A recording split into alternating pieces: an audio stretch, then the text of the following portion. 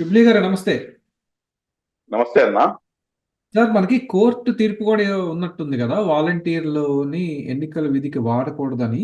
అది నిజంగా అమలవుతోందా లేకపోతే ఏమన్నా ఉల్లంఘన జరుగుతున్నాయి? గ్రౌండ్ లెవెల్ ఏంటి సార్, మీ అబ్జర్వేషన్ ఏంటి? నేను ఇంతకు ముందు చెప్పాను సార్, ఇప్పుడు మళ్ళా ఇంకోసారి దీనిపై మాట్లాడదలుచుకుంటున్నాను. ఏదైతే ఈ వాలంటీర్ వ్యవస్థ ఉందో, వాలంటీర్ వ్యవస్థ రేపటి రోజున మనకి ఈ ప్రజాస్వామ్యబద్ధంగా జరిగేటటువంటి ఎన్నికల్లో చాలా గట్టిగా ప్రభావితం, వన్ సైడెడ్ గా జరిగే అవకాశం ఉంది. ఎందుకంటే మీరు చూడండి, నిన్న కూడాను ముఖ్యమంత్రి గారు సిద్ధం సభలో మాట్లాడుతూ ఆయన ప్రజల్ని ఉద్దేశించి, అంటే కొన్ని కొన్ని సెక్స్ ని ఉద్దేశించి మాట్లాడుతూ ప్రజలు అన్నాడు. సరే, ఓకే, రైట్, ఓకే. దాని తర్వాత నాయకులు అన్నాడు. దాని తర్వాత కార్యకర్తలు అన్నాడు. దాని తర్వాత వాలంటీర్స్ అంటున్నాడు. అంటే వాలంటీర్స్ కూడాను ఈయన తయారు చేసుకున్నటువంటి సైన్యం. వైసీపీ అఫీషియల్ కార్యకర్తల్ని ఆయన 5,000 ఇచ్చి లోపల ఆ తీసుకొచ్చి మర్జ్ చేసుకున్నాడు అనేది చాలా నగ్న సత్యం. అది ప్రతి ఒక్కరికి తెలిసిందే. నేను గతంలో కూడాను, నేను మీకు మొన్న వీడియోలో కూడా మనం మాట్లాడుకోవడం జరిగింది. ఖచ్చితంగా ఈ వాలంటీర్ వ్యవస్థ ఏదైతే ఉందో, వాళ్ళ దగ్గర ఉన్నటువంటి సెల్ ఫోన్ల దగ్గర నుంచి తీసుకొని, వాళ్ళ దగ్గర ఉన్నటువంటి డేటా దగ్గర నుంచి తీసుకొని, వాళ్ళని కనీసం వాళ్ళని ఏజెంట్లుగా పెట్టొచ్చన్నారు. ఏజెంట్లుగా కూడాను వాళ్ళని పెట్టకూడదండి. వాళ్ళకి అన్ని దీని నుంచి కూడాను వాళ్ళని దూరం పెట్టాలి. స్టిల్ ఇవాళకి కూడాను ఆ వాలంటీర్ వ్యవస్థని ఇంకా యూజ్ చేస్తూనే ఉన్నారు. వాలంటీర్స్ ఇంటింటా తిరిగి ప్రచారం చేస్తున్నారు. మళ్ళా దీన్ని కట్టడి చేయాల్సినటువంటి బాధ్యత ఎవరిపై ఉంది? ఎవరిపై ఉందంటే ఖచ్చితంగా వ్యవస్థలు వాటిని కట్టడి చేయాలి. ఆ వ్యవస్థలు ఇప్పటి వరకు కూడాను వాటిని సరిగ్గా పట్టించుకోలేనటువంటి పరిస్థితిలో ఉన్నారు. కాబట్టి మనం సజావుగా ఎన్నికలు కనుక జరగాలంటే కనుక, ఫ్రీ అండ్ ఫెయిర్ ఎలక్షన్ కనుక జరగాలంటే కనుక, ఖచ్చితంగా ఈ వాలంటీర్ వ్యవస్థని పూర్తిగా పూర్తిగా అసలు ఎలక్షన్స్ కి దూరంగా ఉంచాలి.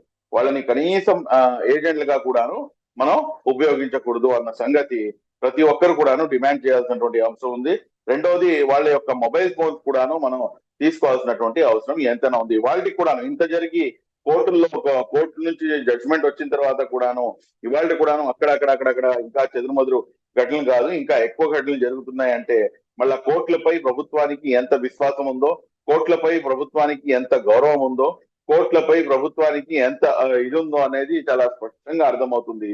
కాబట్టి ఇప్పటికైనా కానీ దాన్ని ఏ రకంగా కట్టడి చేయాలో చూసి, ఏదైతే ఎలక్షన్ కమిషన్ ఉందో ఎలక్షన్ కమిషన్ ని కంపల్సరీగా అధికారులని కూడాను ఈ అంశంపై మనం జాగృతి చేయాల్సినటువంటి అవసరం ఎంతైనా ఉంది.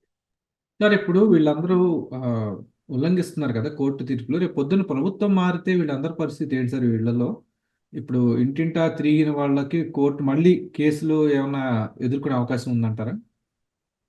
ఖచ్చితంగా అండి, ఖచ్చితంగా. ఇప్పుడు ఒక్కసారి మీరు కోర్టు చెప్పిన మాటలు ఏదైతే ఉన్నాయో వాటికి ఎగనెస్ట్ గా కనుక మనం చేస్తే అది కంటెంప్ట్ ఆఫ్ కోర్ట్ అవుతుంది. సో కంటెంప్ట్ ఆఫ్ కోర్ట్ ఎప్పుడైతే అవుతుందో ఖచ్చితంగా దానికి అది ప్రూవ్ చేయగలిగితే కనుక ఖచ్చితంగా మళ్ళీ అది తప్పే కదండి అది.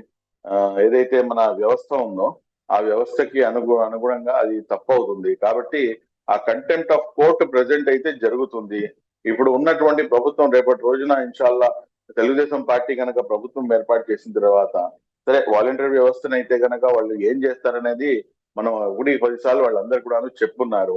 కానీ మీరు ఇక్కడ గమనించాల్సింది ఏంటంటే, ఈ వాలంటీర్ వ్యవస్థలో ఎవరైతే ఇప్పుడు ఆ ఉల్లంఘనకి పాల్పడుతున్నారో వీళ్ళందరిపై కనుక ఆ కేసులు కనుక నమోదు చేస్తే మళ్ళా వీళ్ళ పరిస్థితి ఏంటి అనేది కూడాను వాలంటీర్లు ఒకసారి ఆలోచించుకోవాల్సినటువంటి అవసరం ఉంది.